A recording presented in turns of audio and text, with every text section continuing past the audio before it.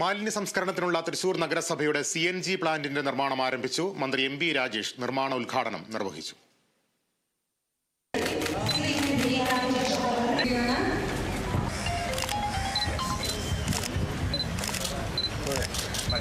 Thrissur corporation മാലിന്യമുക്ത നവകേരള പദ്ധതിയും കോർപ്പറേഷന്റെ സീറോ വേസ്റ്റ് കോർപ്പറേഷൻ പദ്ധതിയും സംയോജിപ്പിച്ച് മാലിന്യ നിർമ്മാർജ്ജന രംഗത്ത് നടത്തുന്ന മുന്നേറ്റങ്ങൾ മറ്റു തദ്ദേശ സ്വയംഭരണ സ്ഥാപനങ്ങൾക്ക് മാതൃകയാണെന്ന് മന്ത്രി പറഞ്ഞു. കേരളത്തിലെ രണ്ടാമത്തെ ബയോ CNG പ്ലാന്റിനാണ് ഇവിടെ തുടക്കം കുറിച്ചിട്ടുള്ളത്.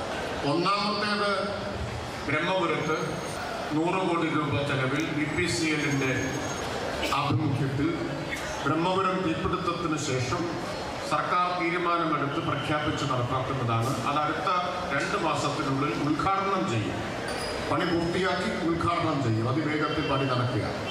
150 ടൺ ബയോമാലിന്യം, ജൈവമാലിന്യം സംസ്കരിച്ച് കംപ്രസ് ബയോഗ്യാസ് ആക്കുന്ന പദ്ധതിയാണ് ബ്രഹ്മപുരത്തിൽ.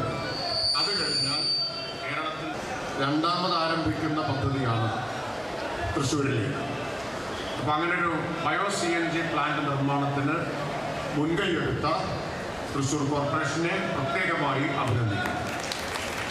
തൃശൂർ കോർപ്പറേഷൻ മാലിന്യരംഗത്ത് ചരിത്രപരമായ നേട്ടമാണ് 8 മാസത്തിനുള്ളിൽ CNG പ്ലാന്റിന്റെ നിർമ്മാണം പൂർത്തീകരിച്ചുകൊണ്ട് നടപ്പിലാക്കുന്നത്. പദ്ധതി വഴി പ്രതിദിനം 30 ടൺ ജൈവമാലിന്യം സംസ്കരിച്ച് 1 ടൺ CNG ആക്കാം.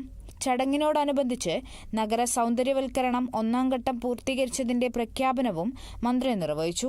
മേയർ MK വർഗീസ് അധ്യക്ഷത വഹിച്ച 2 ചടങ്ങുകളിലും MLA P Balachandran, deputy mayor ML Rosy, standing committee ചെയർമാൻമാരായ വർഗീസ് കണ്ടംകുളത്തി, PK ഷാജൻ തുടങ്ങിയവരും പങ്കെടുത്തു.